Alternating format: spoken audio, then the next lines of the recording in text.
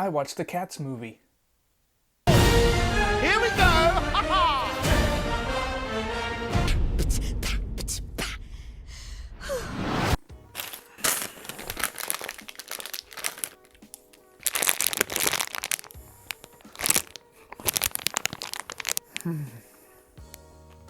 Let me just start by saying this. It should be said, I'm not the biggest Cats the musical fan in the world. It's mainly for personal taste, but primarily because it stays in that safe, broad-reach, low-risk mega-musical confinement pretty much to a T. I have similar feelings about shows such as Annie, Oliver, Oklahoma, Guys and Dolls, and for that matter, Joseph and the Amazing Technicolor Dreamcoat, also composed by Andrew Lloyd Webber. I do prefer pieces of art that take more risk and make a stand that might be controversial for its time. West Side Story challenged societal norms about race relations for its time, etc. So while I do think that's a very important piece of context to get out of the way, I do actually see the appeal of the Broadway musical Cats. It's a fun, energetic show with catchy themes based on a household animal that has been adored for people for as long as pets have been a thing. It can also just be straight up fun, witty, and entertaining if you have a talented cast and strong directorial choices. So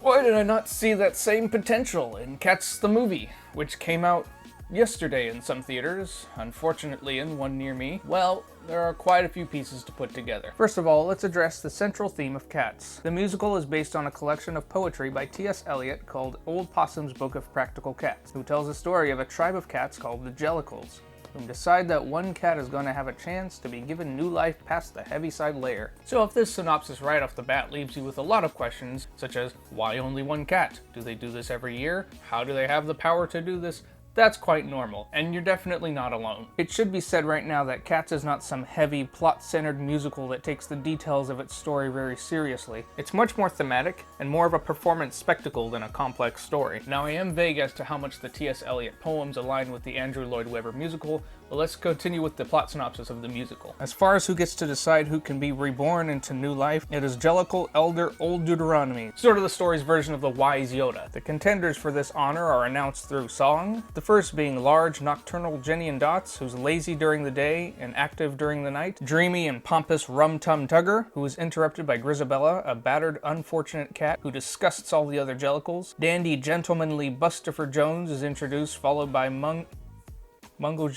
Jerry, followed by Mungo Jerry and Rumpelteazer, a pair of mischievous twin cats. Also Asparagus, or Gus for short. I'll address the actors and the characters each one by one later, but first I want to talk more big picture about the movie itself. One thing I'll get out of the way is that there are some very odd changes made to the movie. Macavity, the villain of the show, played quite well by Idris Elba.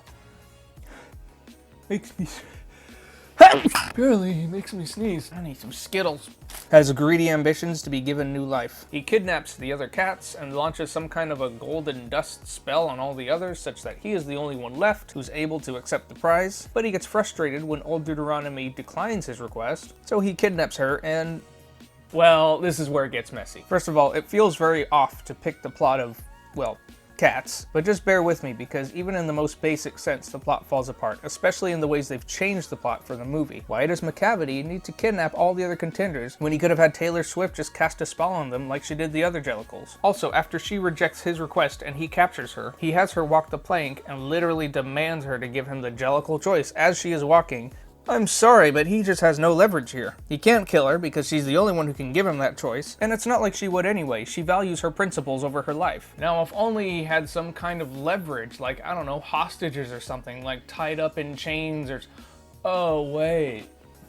Yeah, it legitimately made no sense to me that Macavity didn't try to use the other Jellicles as hostages and hold being named the winning Jellicle as ransom. That actually would have made sense. But no, he proceeds to try and kill her, and then she's saved by Mr. Mistopheles in a musical number that runs way longer than the scene with Macavity and Deuteronomy. So let me explain. Deuteronomy is kidnapped, and that prompts a musical number and a scene with Mistopheles the magician cat and the narrator, whose name isn't off the top of my head, but I just want to get this out of the way. And that scene runs way longer than the short scene we have with Deuteronomy and Macavity, where he's going to make her walk the plank. So there's no way she could have been saved in time. But NBD, I guess. Also, after she is saved, Macavity and Taylor Swift leave one cat to guard all the prisoners, who escape in a way that is, I'm sorry, just lazily directed and very nonsensical. Jenny and Dots takes off her suit thing, which somehow her fur is a suit. Sorry, I just bumped the camera. And then somehow that makes it so she can just get out of the chains. And not only that, James Corden's character just slips out as well. It made no sense. Also, one thing of note is that in the Broadway production, the first 2 songs or so are saying essentially to the audience, which means the world building makes sense. Here, in a very strong attempt to maintain the fourth wall,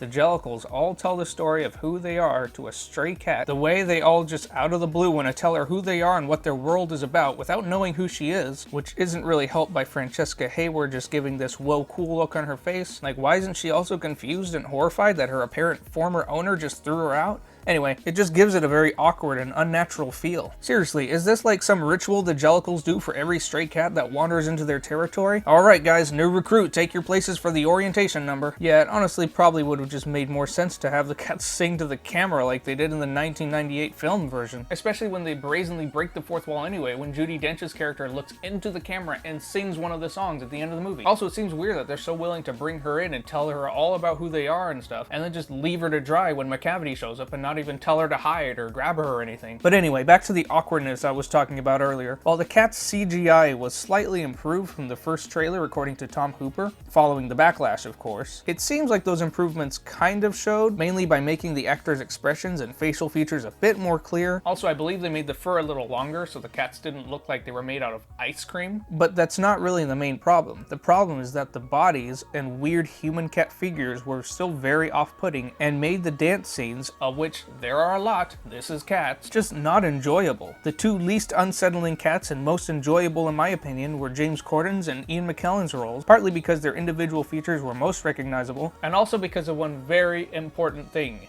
They had clothes on. I actually think having clothes on would have helped this massive problem quite a bit, because on many occasions my brain couldn't tell if I was looking at a mutant cat or just a naked person. Especially in Jenny and Dot's song, where she uses her tail quite we'll say suggestively. In the musical, the characters have silly hair on their faces, obvious face paint, some leggings type material and arm sleeve thingies. You can tell names of clothing isn't my specialty. But that made them more comfortable to look at because we all knew how silly it was supposed to be. But in the movie, with them going for realism, it brings this weird uncanny valley effect to the cats. But yeah, I do think putting clothes on them at least would have helped, so it didn't look like I was looking at a naked ice cream monster. Before I finish the review, I do want to give some note to the performances. All around, the cast actually wasn't too bad. Francesca Hayward, while I don't buy her innocent, wide-eyed approach at the beginning of the movie, after she's been tossed out by some a-hole, yes, a-hole, so that my grandma can watch this video, after watching a while and realizing it, she actually is the most enthusiastic cat and gives kind of a breath of fresh air to the story. Robert Fairchild just doesn't register across the screen as charismatic, because he just comes off as uninterested. Rebel Wilson seems to be having fun as Jenny and Dots, and it perhaps would have been fun to see live, but her ad-libby natural performance, which continues during Rum Tum Tugger, just doesn't come through the awkward CGI, and it's really not her fault. Speaking of Rum Tum Tugger, Jason Derulo sings the part fantastically and does overall pretty well here. James Corden is also a bit more enjoyable, like I said, because of his clothing and recognizable features,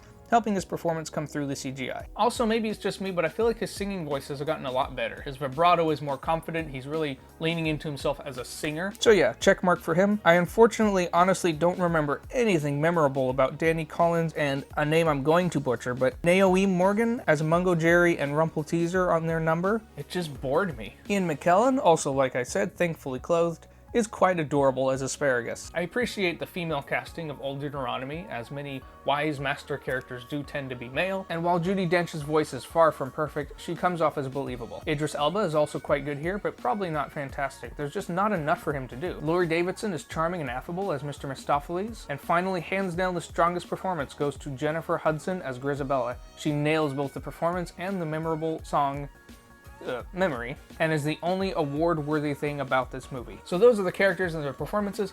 Oh, wait. Oh, there's one more. Oh yeah, and Taylor Swift is fine, I guess. Okay, that's all the performances. Also, Tom Hooper in general I thought did pretty well, but I kind of wish the camera was able to stay still at some scenes, especially the quieter scenes. This shaky camera look looks good in action scenes, but if I'm trying to convey a thought to you and the camera's moving around, it's kind of distracting, isn't it? Okay, you can stop now. You can stop. So that's why my main point. So I kind of wish the shaky camera thing kind of went away, and I have the same complaint about Les Mis. It's okay to keep the camera still sometimes. Okay, to conclude, one of the other main problems with this movie is really quite simple.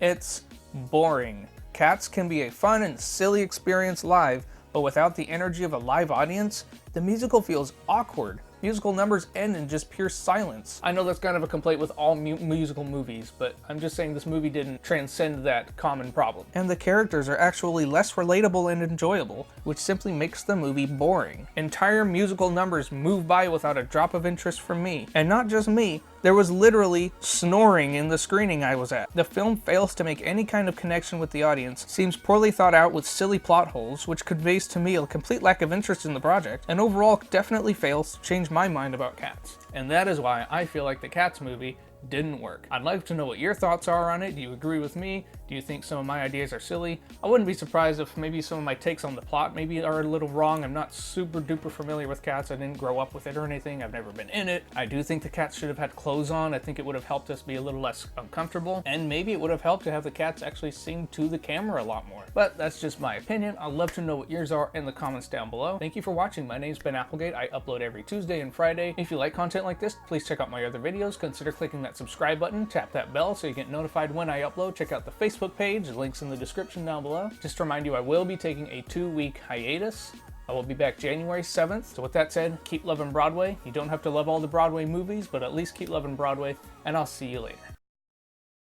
I also feel like his singing voice has improved quite a bit. Maybe that's just me. I think he's actually performing. I keep tapping the camera with my toe. I'm sorry.